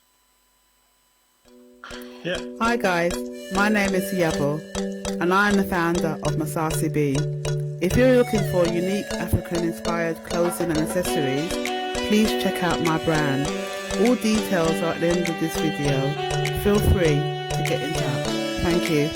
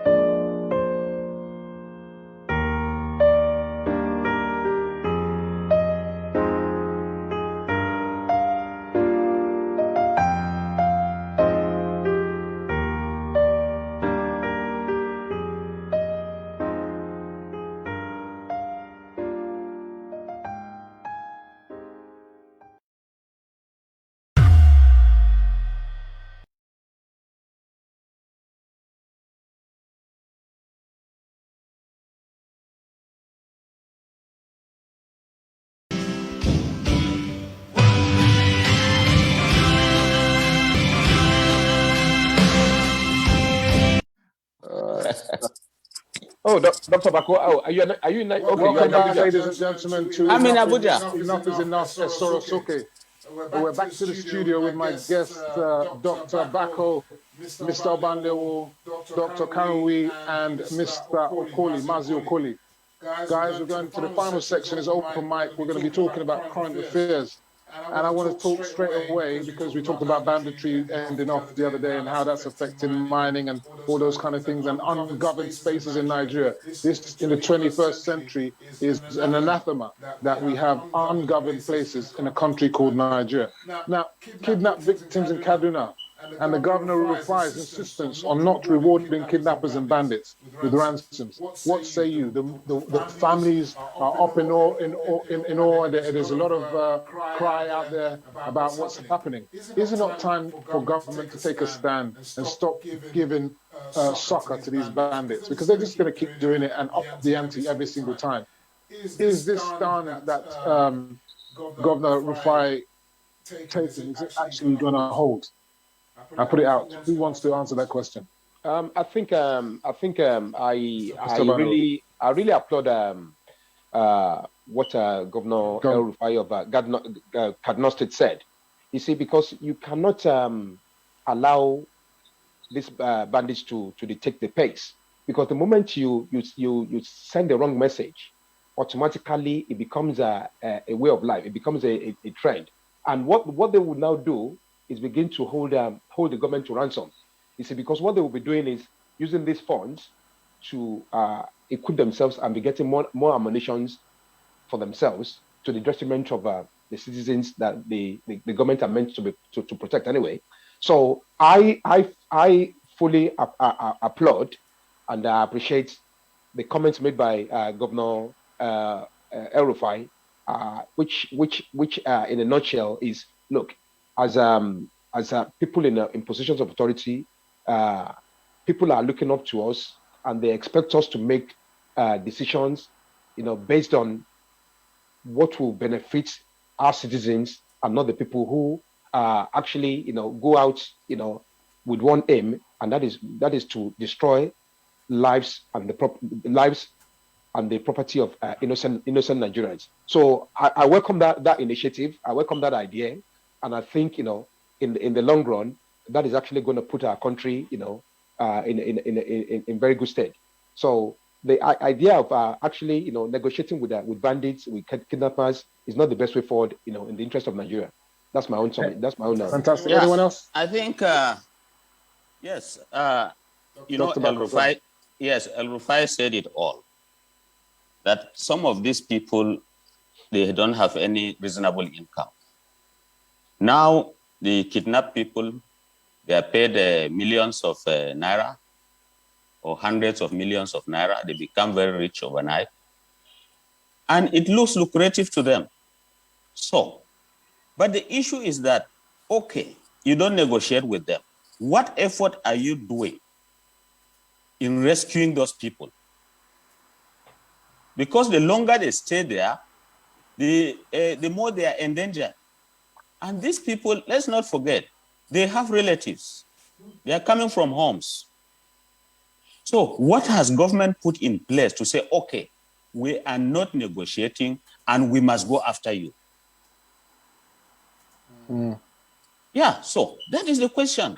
So you cannot leave it and hang and then you just make a statement that we cannot negotiate with them. Yes, you cannot negotiate with them, but tell us exactly what you put in place to rescue these people. I disagree with you. Who's that? Good. Who's disagreeing? Dr. Baku. Dr. Yes, Baku, I disagree with you. Go ahead, Doctor. Yeah. Go ahead. Yeah. One, I agree with Governor Rufai, but security matters. You don't go and tell the world, oh, this is what we are going to do to deal with the bandits. You don't do that in security matters. What they are going to do with it, concerning that, they will have to keep it. That will be close to their heart when they're going to do their chest. What they're going to do with the bandits. One, don't negotiate. But the only thing I see about that is that Sheikh Gumi should be in prison. Sheikh Gumi should be in prison. He's been in jail. For a man to be negotiating and say that give amnesty to bandits. Okay. Who does that? That's where the weakness of government. Does anyone else look, Femi, I just want to chip into what Tunde said there. I was actually moderating a program last week with Justice International, and we made reference to a man in Liberia who was involved in so many acts of criminality in that region. And and the man personally attested to over 20,000 loss of lives, from a single act. Now, what I'm trying to say is, you see, when there is genuine remorse and these people are ready to down their tools, that can only be the only concession. This man has now dedicated the rest of his life to work with the Liberian government to make sure that all the abnormalities and the acts the acts of just for time, but we're not having that in Nigeria. And yes, and the heinous acts that he committed those years back. He wants to make sure that there's retribution, and he's putting something back into the system. That's the only way that I think, in terms of negotiating with these people, is then the government dialoguing with these people, and that has to be discussions around the table. You can't just be negotiating with these people, just for publicity's sake. It has to be serious discussions whereby these people are ready to surrender their weapons, ready to surrender everything that they're doing in terms of insurgency. And that's the only way that the people of Nigeria can begin to take them seriously, that yes, they're ready to surrender their tools. And now it's time for the government to listen to them and take appropriate action. That's what I think. I want to move to the next question. Go on, Mazi. But in the first place, I don't, I'm not one of the fans of people like El Rufai.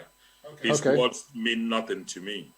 To be very honest, when we were growing up, do you believe he's negotiating in the background? Yeah, well, yes, definitely. He told us he was paying them to stop killing people when he went over to Niger Republic. But let's get down to the beginning of his tenure.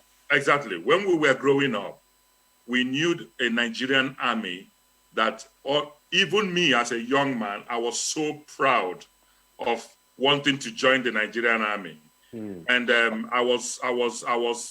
I wanted to be an Air Force officer. I loved the uniform. I loved flying. And then the Nigerian army had respect, dignity. And we saw them go to Liberia. We saw them in Sierra Leone. And now what we are having recently is that we're having an ethnic militia called the Nigerian army. The army is ill-equipped. The army has no capacity how do you call this propaganda? The Nigerian army is gradually becoming an ethnic militia. How do you call it? No, that's propaganda. To be very honest with you, Mazi, I'm not stopping your flow. But for you to call an army that encompasses everyone from every part of Nigeria an ethnic army, how's that sustainable? The truth is that we must be able to speak the truth, and the truth will set Nigeria free. When we were growing up, the Nigerian military was the Nigerian military, and you can see everybody represented in the Nigerian military. What we are seeing, everybody is still represented in Nigerian military. On a weekly and monthly basis, we are seeing a lot of people being retired. We're looking at that them. We're not all silly the way people think that everybody is. Nigerian army needs to be equipped. Nigerian army needs to be properly trained. That's a different debate. That's a different debate to saying that it's an ethnic army. Now, you know, that's not sustainable, and you know that. And people... Mazi, can I say that? Just a minute, Mazi. I'm the speaking here. The thing is that if you say the Nigerian army is not becoming an ethnic militia, I would challenge you to publish the names of all the officers and all the cadets in Nigeria today. Let us do things that's not my remit. That's not my remit. Mazi,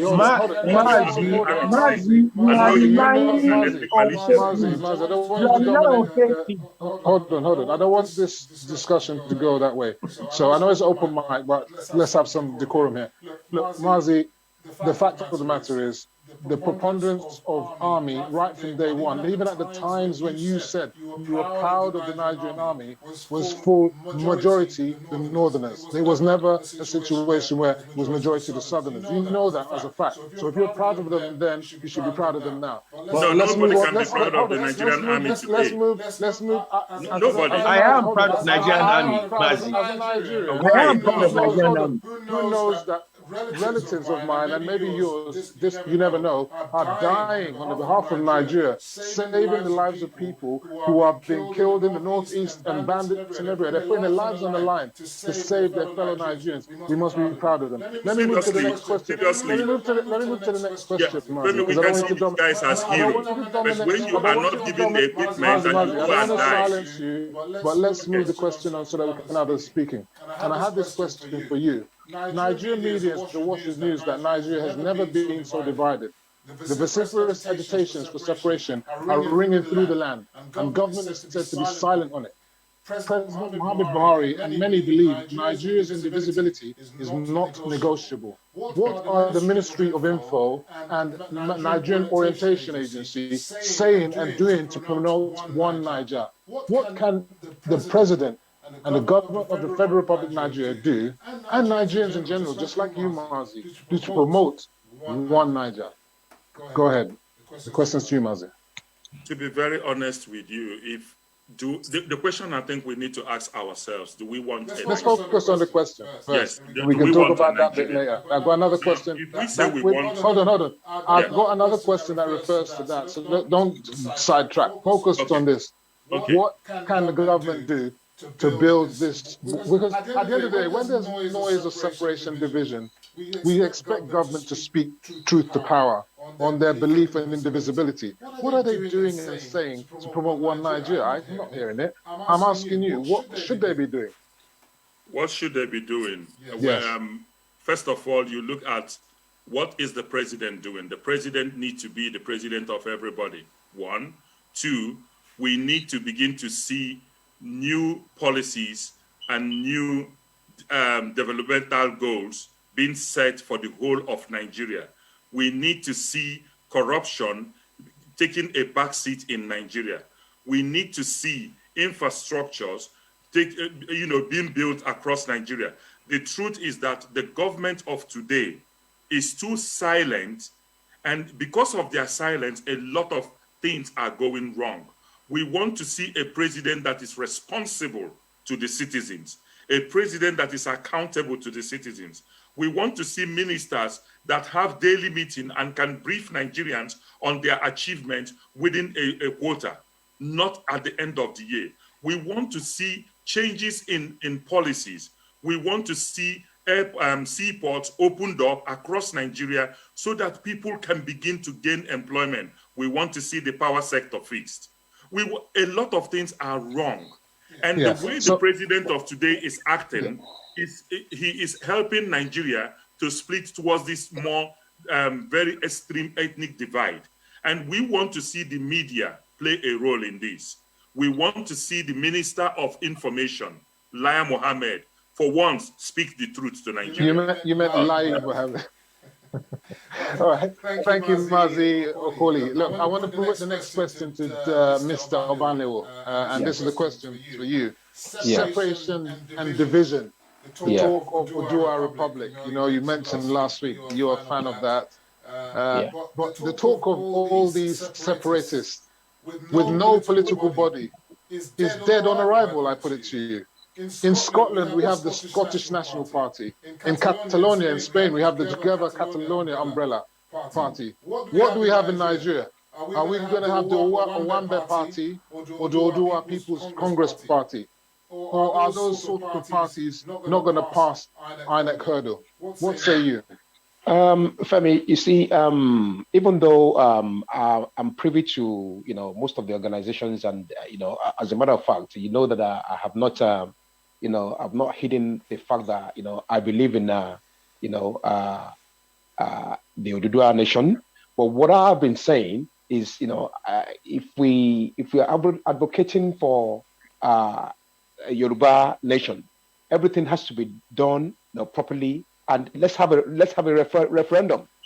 When we have a referendum, you already talked about unconstitutionality. It's not allowed in the Constitution, so that's not going to happen. That's not going to work. My point is, how can you have nationalistic entities, just like during the time of colonialism, without the political bodies? You had the Nigerian youth movement. You had all these things. I'm not talking about Afenifere. They're not political. We don't want, all these type of things. Where is the political force behind these agitations? Without them, there will be no restructuring. There will be no Odua Republic. It's all a pipe dream. Where is it? Femi, you have to understand that everything is just still in the pipeline, and most of the Yoruba leaders are actually working. They are actually working towards that. No. Okay, look, I understand. Someone's laughing. No, you've asked me a question, and I'm not part of the decision makers, and we have people who have the political sagacity and the mindset to be able to say, okay, these are the reasons and the reasons why we think we need to break away from Nigeria. But you need to give us time to make sure that we put everything in place and to make sure that we achieve those desired results. Whether every Nigerian or whether every Yoruba is actually going to be part of that is only a matter of time before everything begins to fall into shape. I think they're giving you more time, but we're not going to give you time to continue that. Let's move the question on. I want to put a question to, I think it's that Dr. Karanwi who's laughing there. Yeah. This is not a laughing matter. This is a serious discussion. Yoruba Nation is a joke. It's a joke. Those who are behind it don't have any political clout. They can't win local government elections. They don't even have my mandate. They are talking about, MAZI just talked about the Nigerian constitution, which does not cover the Nigerian nation. They are talking about a constitution that is written in the backyard of someone in Ekiti. Now, they're talking about Odua nation. They don't have a referendum. They don't have a mandate. How can a thug, a tout, be the face of a Yoruba nation, the most educated part of Nigerian nation? You have a thug. Yeah. Okay. Sorry. Let's not dominate. Let's come to the point. Because of time, I don't want us to delve into just the Oduduwa nation. They've got their issues. So let's move it on. I want to bring Dr. Bako into this mix. Look, there's all this agitation for separation. There's all this talk about we're better divided than together. I put it to you, Dr. Bako, that all the regions of Nigeria are sponging off of Nigeria. They cannot tell us what exports are coming from their regions. If you go to the north, what percentage of exports come from the north? If you go to the southwest, what percentage of exports come from the southeast? From the southwest. Go to the southeast, what percentage of our revenue as a nation comes from the southeast? The preponderance of revenue that we're relying on as a nation comes from south-south. So the nation is sponging off the south. Really, you work in the oil and gas sector, you know it. So their agitations, the Ogoni agitations, and the agitations of the good people of south was valid.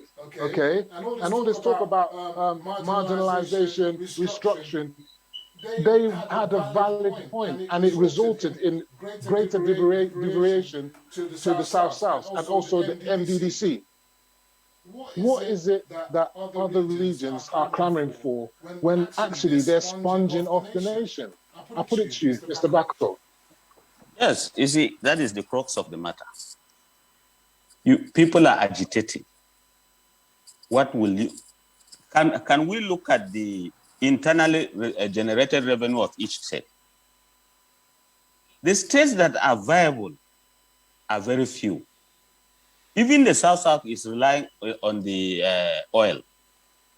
So the states that I can say will stand on its own is probably Lagos.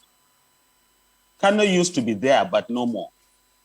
So if we talk about you want to go on your own, you want separation and all the rest of them, you need to know exactly what you are going into. But you know, like we say, we play the tribal sentiments. Oh, okay, we want to go. Okay, now, for instance, take the Middle Belt. You say, okay, they say they want to go. If you want to go as Middle Belt, where is Middle Belt? Where is the map? If you talk about the Southeast, where is the map? We know that the Oduduwa, yes, they have a map. But even the Oduduwa, where you have Kwara say that they are southwest. In most cases, they hardly agree that they are in the north. And half of them believe that they're northerners. How do you... No, they say that, most of them say that because they speak Yoruba, they are Yoruba nation, they belong to Oduduwa. All right. So, you see, it's very difficult. Okay. What we need to do is like this constitution we're talking about. Can we go back, look at it? Can we, at the assembly, agree that, okay, let's look at it? Okay. Whatever they call it. Okay, Just we're coming to amend it and let's move on. Okay, we're coming to the last question now, guys. And this question, I want Mr. MAZI Okoli to head this one up. Now, look, since 1960 independence, Nigeria has not had a president, an elected president from the southeast. The question for you, Mr. MAZI Okoli, is Nigeria ready for a southeast president?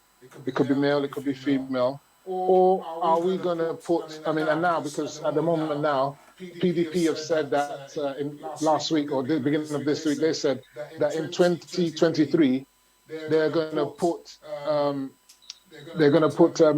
meritocracy ahead of regionalism, rotation. So they're not going for rotational presidency anymore. So they're saying, no, we want the best person to emerge.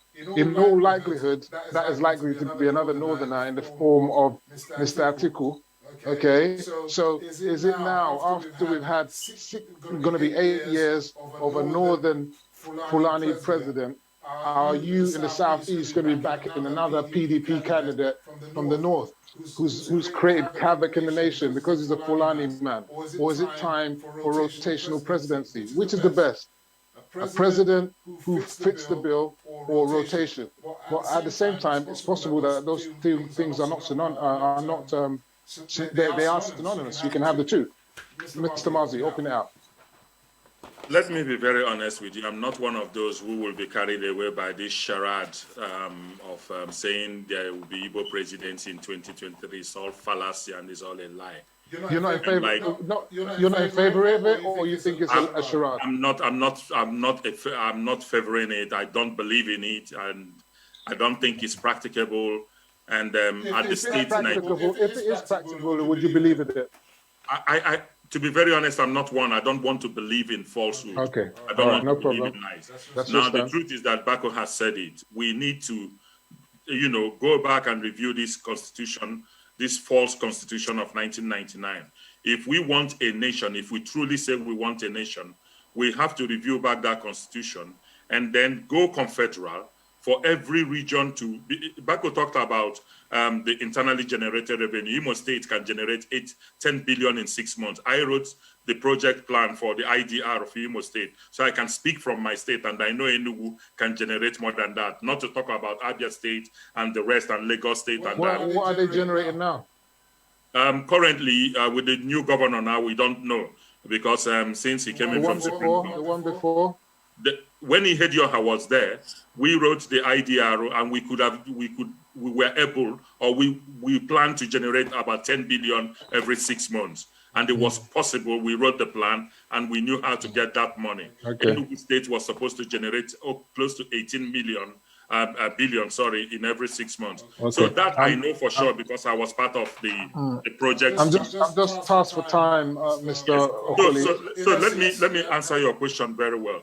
With the current constitution, with the current system we have in place, it will be highly impossible for us to begin to think about which ethnic group or whatever can produce the presidency. Nigeria as it is a failed state. We need to go back to a tabula rasa and try to fix this nation for it to work. Where it is not going to work and we want to play the politics of who gets 2023, the fundamental question anybody needs to ask, will we get to 2023 with the current way things are going in Nigeria? But anybody who in the East believes that the Igbos can produce a president in 2023 should hold on to that fallacy. I'm not one of those. I do not ascribe to it. I want a Nigerian where every region should be able to work, and where such Nigeria is not possible, we want a Biafran state. Okay, fine. So you want to throw the baby with the bathwater? No problem. Let me move the question. Let let Mr. Dr. Kanwi. Dr. Kanwi, what did you say? Yes. Thank you very much. This idea of go on. Is it time for rotation? Yes. Or is it time for us to look at the quality of the president? It doesn't matter where he comes from, because in the APC, they've already said that they don't have rotation in their constitution. What do you say? Rotation is not in the constitution of APC, But the thing is, we know that it's going to, the APC is favoring coming to the West. But the idea of are you sure is tending towards coming to the West. Well, some people agitating for that. I thought it was rotation to the south and not rotation to the west. It's rotation to the south, but yes, rotation to the south. But from the way we're looking at things, but the way things are looking at, the issue on the ground is that like the strength of a party in the east is just being built up. And we have the tentacles of the party right there in the west, in southwest. But let's move on to the 1999 Constitution. It needs a lot of amendment. It needs a lot of twinkling. But the idea of yes, but we can do that through a presidency that is strong and is vibrant and also forward-looking. But the idea of because we can't fix Nigeria, we're going to fix our regions, we're going to go our separate ways, it's just a fallacy. Even we talk about marginalization, it's in Oyo State. Look at Oyo State. Marginalization. In Oyo State, they have so many governors. All of them are from Ibadan. Only 2. So we're talking about marginalization. It's right there in our noses. So okay, we're running out of time. I want to get Femi, you can't come back because this last Femi, can I say something? Yes, Mr. Bako, Dr. Bako, go ahead. Yes, you see, when we talk about... Let's get to answer the question first. I want to answer it. Hold on, I'm not sure if Dr. Karawi, did you ask the question? I asked you, is it time for the presidency to go to the southeast? You didn't answer that question. The south is the southeast ready for the presidency? That's what we asked. Yes, when it was other regions, they were ready. The north was ready, the west was ready. When it comes to the east now, people are asking, are we ready? We have more intellectuals in Igbo. But the war is not over, and we understand that. So the Mazi, I'm surprised you're speaking when you said there was no point of a Nigeria, you need a Biafra. Let's this guy answer this question. Is it time for the southeast? Is it a yes or no, Dr. Karawi? Because Mazi said no, he doesn't believe in it. What do you say? The thing is this: are they ready for that? Are they ready for it? I'm asking you yes or no. The point is this. Listen. The point is this. I'm going to answer the question. The answer I'm going to answer the question is yes or no. No. Okay, fine. He's asking if 80 million people are ready for the presidency. No, they are not. They're not. Dr. Bako. Dr. Bako. I am confused about this. I want your answer. Is it time for the Southeast, who've never ruled Nigeria in 60 years, to have their chance? Rotational presidency. Should that be a constitutional reform that should be in our constitution? Is it their time? I don't think they are ready. Right, it requires a lot. It requires a lot. Okay, quick retort. Why do you say that? I say that because you need a structure in politics. It's not something that you come one day and then you say you want. Want cannot be there, or you need. You need cannot be there. It's something you work for over the years. So I've not seen that. Because when they try to come together, it doesn't work. It falls apart. You must have, you see, when you look at this, the people that come up for presidency, to contest president of Nigeria, they have worked over the time. They have the structure. You need the party politics structure. Okay, I have not seen that in the Southeast. Okay. Then coming to getting the best to rule. The best may not have the resources. I can tell you that in Nigeria. You can be the best. You can be fantastic. You can fix Nigeria. If you don't have the resources, how do you get the nomination and become a politics everywhere in the world? It's the same. Mr. Abaneo, you're going to have the last shout. I'm asking the same question to you. MAZI Okoli, an staunch Igbo supporter, has said no, he doesn't believe that. I mean, I'm surprised at him. He says he doesn't believe that there should be a president from the Southeast in 2023. He doesn't believe in it. He believes in the Biafra, I believe. But I'm asking you that, is it not time for the again, finally, that for it to go to the southeast, and because people are saying that, well, in the APC they're saying they didn't vote for APC, but they voted for PDP. Shouldn't PDP be putting their eggs behind a party that has supported them for going on solidly for over 20-something years? You are a PDP spokesman, although for Southwest. Take your Southwest hat off of your head for now. Isn't it their time? Have they not sacrificed enough for the PDP? Mr. Obanjo. You are muted. You are muted. Mr. Obanjo, come on. Yeah, sorry.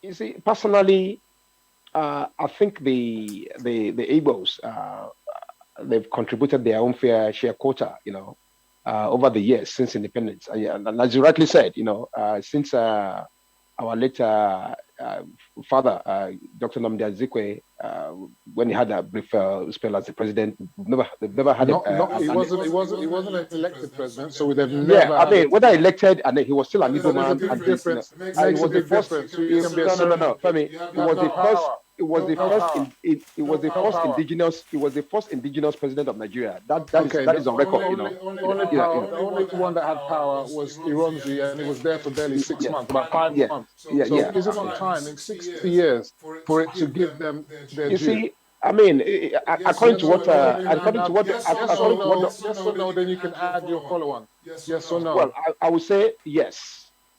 The reason I would say yes is every tribe in Nigeria deserve their own fair share. You cannot keep and that's part of the reasons why there's so much tension in Nigeria. You can't just keep rotating between the Northerners and the Southerners. Nobody has divine rights or absolute rights. You mean the Hausa, Fulani, and the Yorubas? Absolutely. So are we trying to say that the Igbos people don't deserve the presidency? And the 300 and odd different nationalities. No, Femi, I've told you many times, when we talk about Nigeria, there are 3 major tribes in Nigeria: the Hausa, Fulani, the Yorubas, and the Igbos. You see, the other tribes, they'll continue to be a minority. You see? Yeah. Yes. They will continue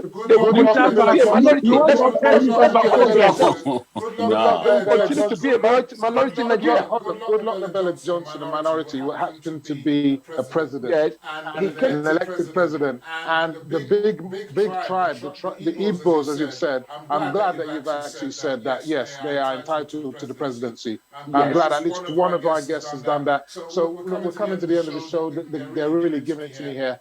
So I'm going to come to the end and thank you for joining us tonight's show. Enough is enough. Please make sure SORO SOKE. Don't be shy. Don't be silent. If you see something, say something. If you can't take it no more, do something about it. Naija go better. We all want a better Naija. For sponsorship and advert placements, please contact the numbers on your screen.